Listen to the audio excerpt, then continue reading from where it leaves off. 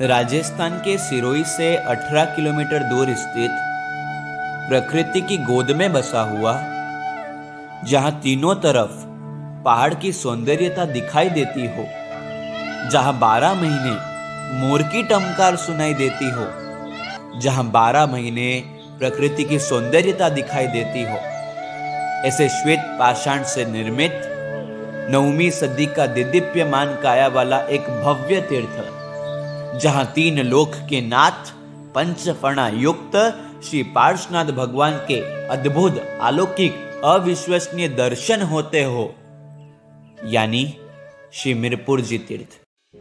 प्रस्तुत है तरुण तीर्थ स्पर्श का एपिसोड नंबर 4। कहा जाता है कि विक्रम संवत 808 में देवड़ा हमीद ने इस नगर की स्थापना की थी। तब इस नगर का नाम हमीरपुर था। चारों तरफ से किले से सुशोभित ये भव्य नगर, इस कारणवश इस नगर को हमीरगढ़ के नाम से भी जाना जाता था। उसके बाद 9वीं शताब्दी में एक महान राजा ने, जिन्होंने अपने जीवन में लगभग 1.25 लाख जैन मंदिर बनवाए, 1.25 करोड़ जैन प्रतिमा भरवाई, जिनका नियम था कि जब तक एक प्रतिमा की प्रतिष्ठा का समाचार ना आ जाए तब तक वो मुंह में पानी नहीं लेते थे। ऐसे संप्रति महाराजा ने इस तीर्थ का निर्माण करवाया एवं पार्श्वनाथ भगवान की प्रतिष्ठा करवाई।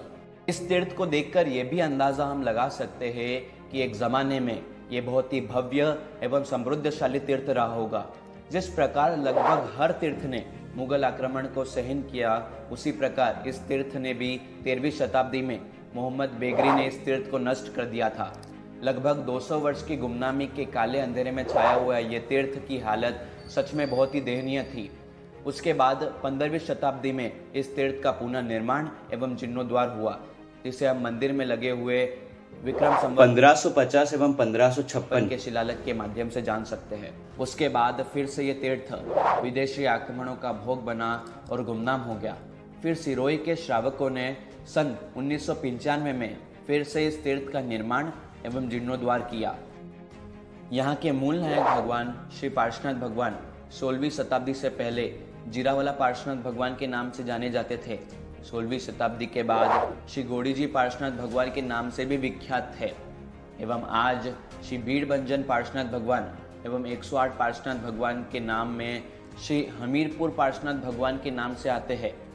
एक शिलालेख के माध्यम से हम ये भी जान सकते हैं कि यहाँ के पार्श्वनाथ भगवान श्री जगन्नाथ पार्श्वनाथ भगवान के नाम से प्रचलित थे। यहाँ पर कुल 4 जिनालय मौजूद थे।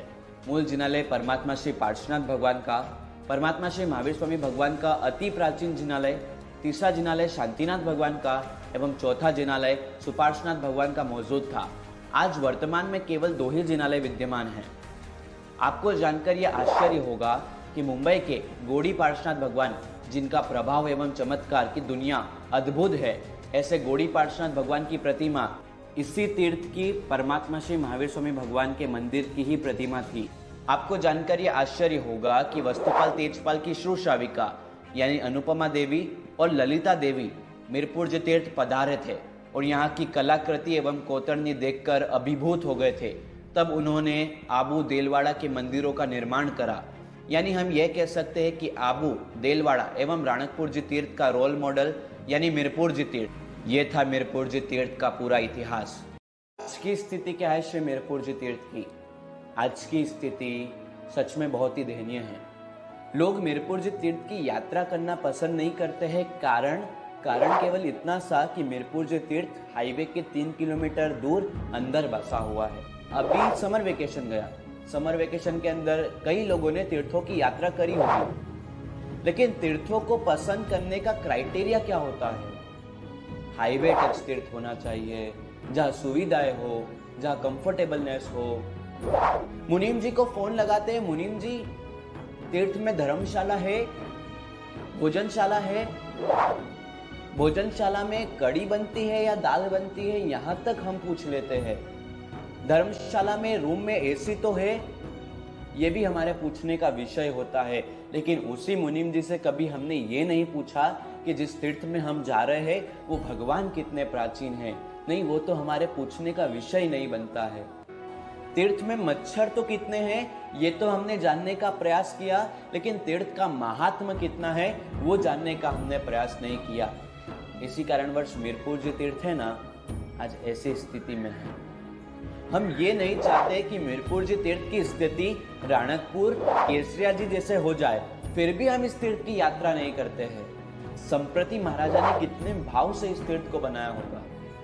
अगर मीरपुर जी तीर्थ नहीं बना होता तो ना शायद राणकपुर होता, ना आबू देलवाड़ा होता। मैं आपको ये नहीं कह रहा हूँ कि आप स्पेशल इस तीर्थ की यात्रा करने के लिए जाए, और अगर आप जाते हो तो अनुमोदना, लेकिन कम से कम हम सिरोही राजस्थान के उस एरिया में जाए जहाँ पर हम जीरावाला जी जाते हैं, पावापुरी जी जाते हैं। उस समय हम मीरपुर जी तीर्थ की भी यात्रा साथ में कर सकते हैं। जो वारसा हमको हमारे महापुरुषों द्वारा मिला है, हम इस वारसे को वापस से नहीं निर्माण कर सकते। शायद हमारी इतनी ताकत भी नहीं है और हैसियत भी नहीं है, और शायद हमारे पास टेक्नोलॉजी होने के बावजूद हम ऐसी कलाकृति नहीं वापस से बना सकते, लेकिन हम इस तीर्थ को आने वाली पीढ़ी तक सही सलामत पहुंचा तो सकते हैं ना। मीरपुर जी तीर्थ में भोजनशाला एवं धर्मशाला की सुंदर व्यवस्था है। परमात्मा श्री पार्श्वनाथ भगवान की नैन रम्य आंखें आपको देखने के लिए तरस रही है। तो इस तीर्थ की यात्रा के लिए आप जरूर पधारिएगा, जरूर पधारिएगा। उम्मीद है आपको हमारी प्रस्तुति पसंद आई होगी। प्रस्तुतकर्ता श्री अखिल भारतीय राजेंद्र जैन, तरुण परिषद। जय जिन शासन, जय पार्श्वनाथ। प्यारी है तरुण परिषद प्यारी।